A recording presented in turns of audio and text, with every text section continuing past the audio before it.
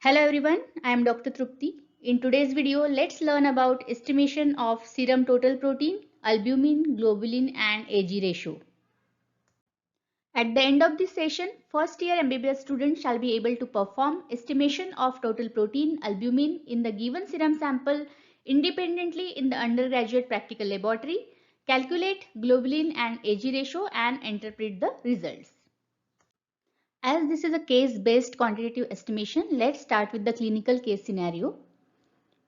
A 3-year-old boy was brought to the pediatric OPD of the tertiary government hospital with chief complaints of frequent episodes of respiratory infections and diarrhea.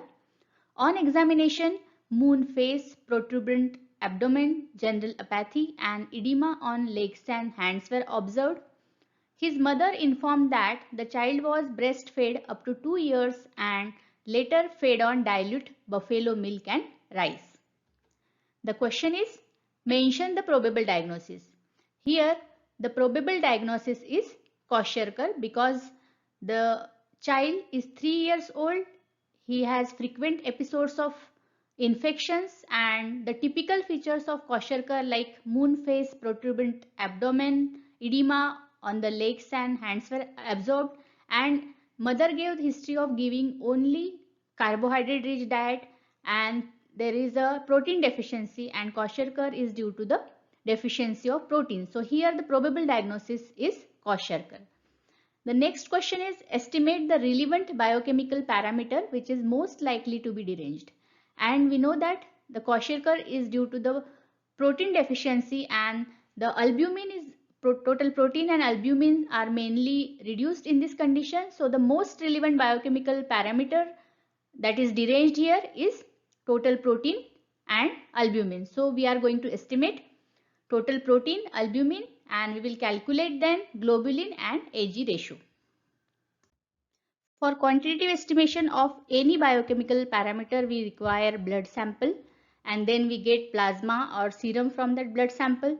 So this blood sample contains plasma plus clotting factors and cells, and if that blood sample is collected in a tube containing anticoagulants like heparin or potassium oxalate, then we get plasma. So when the blood sample is collected in the tube having anticoagulant, we get plasma which has the plasma proteins as well as clotting factors.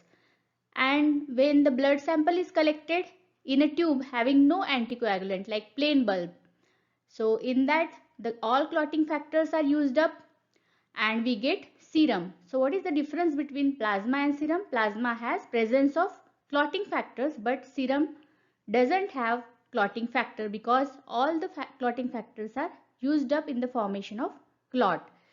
And this for getting serum we have to collect the blood sample in a tube having no anticoagulant.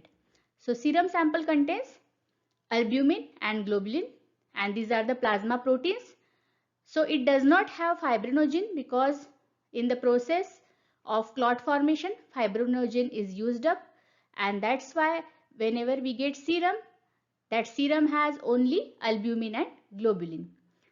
The normal range of total protein is 6 to 8 gram per deciliter, and albumin, the normal range is 3.5 to 5.5 gram per deciliter, and this albumin, it forms the major portion of this total protein and it is synthesized in the liver. Then globulin, the normal range is 2 to 3.5 gram per deciliter. There are various types of globulin like alpha 1, alpha 2, beta and gamma. Alpha 1, alpha 2, beta, they are synthesized in the liver, while gamma is synthesized, that is gamma globulin is synthesized in lymphoid tissues like B lymphocytes. The Ag ratio, that is the albumin and globulin ratio, it is 1.2 is to 1 to 1.6 is to 1.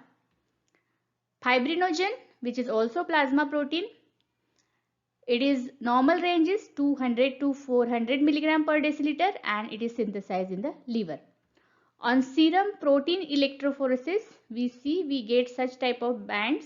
This is albumin, alpha 1, alpha 2, beta and gamma. So this side is a point of application, and the fastest moving is albumin and the slowest moving is gamma globulin. So the albumin, globulin and fibrinogen, these are the plasma proteins, but when we get serum sample for estimation of total protein, it has just albumin and globulin. So we first estimate total protein, then we estimate albumin, and for globulin we have to subtract albumin from the total protein. Now what is this albumin? It is the major plasma protein. 50% of total protein is albumin. It is a globular protein. The molecular weight is 69 kilodalton and it has 585 amino acids. It doesn't have any carbohydrate side chain and it is highly soluble due to its high net charge at physiological pH, means at physiological pH it is soluble. It is synthesized by liver. Daily 12 gram of albumin is synthesized by liver, and that's why serum albumin level is used as liver function test. So serum albumin, it indicates the chronic liver disease and it is used as liver function test. Now this albumin, it serves various functions, and the first function is maintenance of colloidal osmotic pressure, and that's why it maintains the vascular and extravascular spaces, that is fluid in the vascular and extravascular spaces. The second function is transport of metabolites. With albumin, various metabolites are transported, for example, fatty acid, bilirubin, calcium, copper, and various drugs like sulfonamides, dicumarol, aspirin, digoxin, all are carried with the help of albumin. It also has buffering action. So these are the various functions of albumin. Now let's see the estimation of serum total protein by a modified biuret method. The principle of this method is total protein present in the serum sample reacts with cupric ions in an alkaline medium to form bluish violet colored complex. The intensity of color formed is directly proportional to the amount of total proteins present in the sample. So we know now that total protein in the sample reacts with the cupric ions in the alkaline medium and we get bluish violet colored complex. For estimation of total protein, we require the biuret reagent, then we require serum sample, then protein standard 5 gram per deciliter or 50 milligram per ml. 3 test tube, label them as blank, standard, unknown. Then add 1 ml of biuret reagent in all the 3 test tube, that is unknown, blank and standard. 1 ml each in all 3 test tubes with the help of micropipette. Then add 20 microliter of distilled water in the blank. Then 20 microliter of standard. Concentration is 5 gram per deciliter or 50 milligram per ml. Add 20 microliter of standard in the standard test tube. Mix it well. Then add 20 microliter of serum sample in the unknown test tube. Then we have to mix all the test tubes well.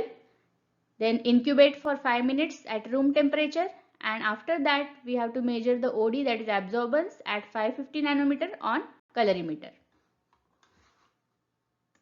Now we have OD of blank, that is 0.10, OD of standard as 0.26 and OD of unknown as 0.29. And the basic formula here is serum total protein. Now we want the unit is gram per deciliter. So the formula will change here little bit. So the formula is OD of unknown minus OD of blank divided by OD of standard minus OD of blank multiplied by concentration of standard in milligram per ml multiplied by volume of standard in ml multiplied by 100 divided by volume of sample in ml, and it is multiplied by 1 by 1000 because we want it in the gram. So here the concentration of standard is 50 milligram per ml. The volume of standard we added was 0.02 ml and the volume of sample added was also 0.02 ml. Ultimately we get the multiplication factor as 5. And after we put up these values in the formula, we get the result as 4.2 gram per deciliter. So our result is the concentration of serum total protein in the given sample is 4.2 gram per deciliter. To interpret this result, we should know normal reference range, and it is 6 to 8 gram per deciliter, which means that the concentration of total protein is decreased. Next step is estimation of serum albumin by modified BCG method. BCG stands for bromocresol green. It is a dye. So the principle here is the albumin reacts with a dye bromocresol green in a buffered medium to form a green colored complex, and the intensity of color formed is directly proportional to the amount or concentration of albumin present in the sample. So here the albumin present in the serum sample, it reacts to form a green colored complex. For estimation of serum albumin, we require BCG dye reagent, that is the reagent for albumin, then 3 test tube, blank standard unknown, serum sample, distilled water and albumin standard. First, we have to label the 3 test tubes, then take albumin, that is BCG dye reagent 1 ml in each test tube, blank, standard and unknown. Then after this, we have to add 10 microliters of distilled water, that is 0.01 ml of distilled water in blank. Standard concentration is 5 gram per deciliter or 50 milligram per ml. Add 10 microliter of standard in the standard test tube, mix it, and in the unknown add serum sample, that is 10 microliter. So you can see here in the standard test tube there is development of green color. Even in the unknown test tube the color is changing, the green colored complex is formed, and we have to mix all the tubes well, incubate for 5 minutes at room temperature, and the absorbance is read at 620 nanometer. Here we got ODs, that is OD of blank 0.16, OD of standard 0.50, OD of unknown 0.29, and we know this formula, serum albumin in gram per deciliter. So here the concentration of standard in milligram per ml is 50, volume of standard is 0.01 ml, that is 10 microliter, which is divided multiplied by 100 and divided by volume of sample, that is 0.01 ml, and it is multiplied by 1 upon 1000 because we want the unit in grams, and ultimately we get the multiplication factor of 5. So here the formula is OD of unknown minus OD of blank divided by OD of standard minus OD of blank multiplied by 5. So after putting the values in the formula, we get the serum albumin concentration 1.9 gram per deciliter. So we have to write the result like this. The concentration of serum albumin in the given sample is 1.9 gram per deciliter. And the normal range is 3.5 to 5.5. And now the result is 1.9. So it is decreased. It is a condition of hypoalbuminemia. After we know the level of total protein and albumin, we can calculate globulin and Ag ratio. So serum globulin is equal to serum total protein minus serum albumin. So we got serum total protein 4.2 and serum albumin 1.9. So here the globulin is 2.3 gram per deciliter. The normal range is 2 to 3.5 gram per deciliter. Ag ratio here is 1.9 upon 2.3, that is 0.08, and we know the normal Ag ratio. What is the significance of this Ag ratio? This Ag ratio is reversed in conditions like renal disorders, for example nephrotic syndrome.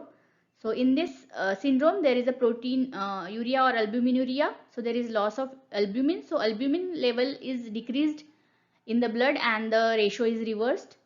Also in conditions of liver disease, there is, because albumin is synthesized in the liver, so if there is any liver disease there will be decreased synthesis of albumin, so in that case also this Ag ratio is reversed. And this also in other conditions where the globulin fraction is increased, for example in multiple myeloma, the Ag ratio can be reversed. Now let's see the interpretation of total protein level. So the total protein level can be decreased or increased in various conditions. So if the total protein level is decreased, it is called as hypoproteinemia, and if it is increased than the normal reference range, then it is called as hyperproteinemia. Out of these two, hypoproteinemia is more common, and mostly it is due to the decreased albumin level. What are the various causes? So if there is decreased intake protein intake, it lead to hypoproteinemia or hypoalbuminemia in conditions like Kwashiorkor. If the albumin absorption or protein absorption is decreased in the intestine in conditions like chronic diarrhea, malabsorption. If synthesis of albumin is decreased in the liver in conditions of cirrhosis of liver. If there is increased urinary loss of albumin in condition like nephrotic syndrome, glomerulonephritis. And if there is more catabolism like in hypermetabolic states like high grade fever, hyperthyroidism, or increased blood loss in case of trauma. So all these conditions will lead to hypoproteinemia or hypoalbuminemia. And more common cause is due to decreased intake, that is due to decreased protein intake, and the condition is Kwashiorkor. Hyperproteinemia is mainly due to the increased globulins which can occur in conditions like chronic infections, Kala Ajar, malaria, multiple myeloma which is plasma cell cancer. There is increased proliferation of B lymphocytes, and B lymphocytes synthesize the gamma globulin. So there is more production of globulins and it leads to hyperproteinemia. Collagen diseases, macroglobulinemia. These are the various causes of hyperproteinemia, but hypoproteinemia is more common than hyperproteinemia. Now let's see the interpretation of clinical case. So the probable diagnosis was Kwashiorkor, and justification for the probable diagnosis was there are key points in the clinical case which favors the diagnosis of Kwashiorkor. That is the age of boy, it is 3 years, there is history of repeated infection and history of having carbohydrate rich diet, and on examination moon face, distended abdomen, swelling was seen on the legs and hands, and on investigation we found there is decreased total protein and decreased albumin. So all these findings they support the diagnosis of Kwashiorkor.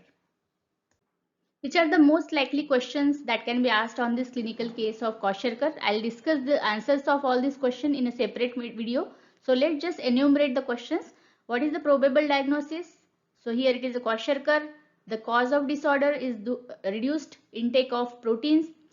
What are the other clinical features seen in this condition? So apart from moon face, protuberant abdomen and swelling on legs and hands, the flecky pain dermatosis, fatty liver, flax sign, all these other features are seen. What is the cause of recurrent infection? Due to decreased immunity. The cause of fatty liver. What are the other laboratory parameters that can be deranged in this condition? How can the patient be managed by clinician? Which are the nutritional changes to be suggested to the parents, and enumerate the differences between Kwashiorkor and marasmus. This is the most commonly asked question in the Viva, that is the explain the biochemical basis of edema in hypoalbuminemia. So whenever there is decreased albumin, it results in the swelling or edema. According to the Starling hypothesis, at the capillary end, the blood pressure or hydrostatic pressure expels water out, and effective osmotic pressure takes water into the vascular compartment. So what happens at the arterial end? At the arterial end of capillary, blood pressure, it is 35 millimeters of mercury and osmotic pressure is 25 millimeters of mercury. Thus the water is expelled by the pressure of 10 millimeters of mercury at the arterial end, and at the venous end of capillary the blood pressure is 15 millimeters of mercury and osmotic pressure is 25 millimeters of mercury, and water is taken inside, that is imbibed by a pressure of 10 millimeters of mercury. Thus the number of water molecules escaping out at the arterial side will be exactly equal to those written at the venous side, and therefore blood volume remains the same and there is no swelling. When the albumin level is decreased, the osmotic pressure at both arterial and venous end is also decreased, and as it is decreased at the arterial end, the pressure which is responsible for the expulsion of water from the vascular compartment, it is increased. So more water is coming in the extravascular compartment as compared to the venous end of capillary, less water is sucked inside the vessel. So the amount of water that is expelled at the arterial end, it is more than amount of water that is taken inside the vessel at the venous end of capillary. It is due to decrease osmotic pressure, and it leads to accumulation of fluid in the surrounding tissue and it results in the edema or swelling. So the edema and swelling occurs when there is decreased albumin and specifically when it is less than 2 gram per deciliter. Now let's see which are the various other clinical cases that can be there in this case-based quantitative estimation of total protein albumin. So one of them is the case of multiple myeloma. So the case may be like this. A 55 years old male came to the OPD with symptoms of exertional fatigue. He is otherwise well with no significant past medical history. His hemoglobin is found to be low, that is 10.6 gram %. A serum protein electrophoresis is performed that demonstrates a prominent M band in it. So it is suggestive of multiple myeloma. And the diagnosis is already given. Multiple myeloma was suspected in the patient and the question will be estimate the relevant biochemical parameter in the given serum sample. So in this condition also we have to estimate total protein albumin and then calculate globulin and AG ratio. And in this condition we will find there is increase in total protein concentration. Albumin will be normal but globulin fraction will be increased. So this is one of the case which you can have in the case-based quantitative estimation of total protein and albumin. Another case that can be asked is the case of alcoholic liver disease. A 75 years old male patient came to the OPD with complaints of abdominal distension, swelling of lower limbs for 15 days.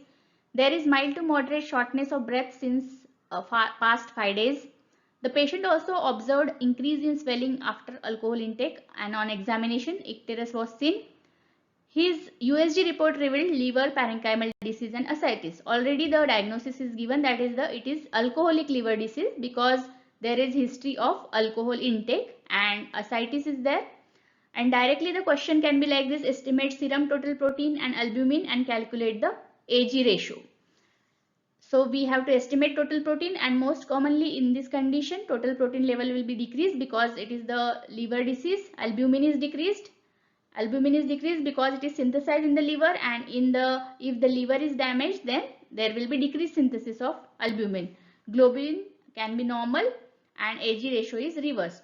Another important question that can be there, that is the enumerate other biochemical investigation to be done in the above case. So we have to do various other liver function tests, like we have to measure the concentration of total direct indirect bilirubin, various enzymes like AST, ALT, alkaline phosphatase and the gamma glutamyl transpeptidase, which is very specific for the alcoholic liver disease.